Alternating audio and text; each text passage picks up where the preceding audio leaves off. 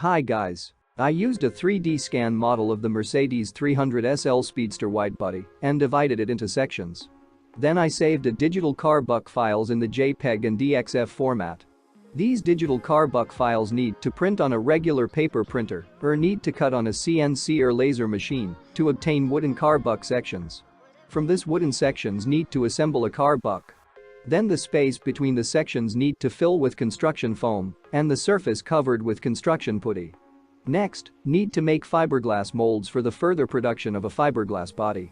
The fiberglass body is made from the resulting fiberglass molds. The finished fiberglass body is installed on a suitable donor car or on a homemade frame.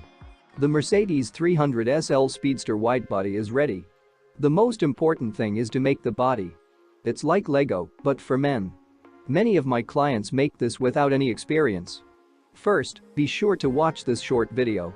And after that, if you need digital car buck files, then Welcome.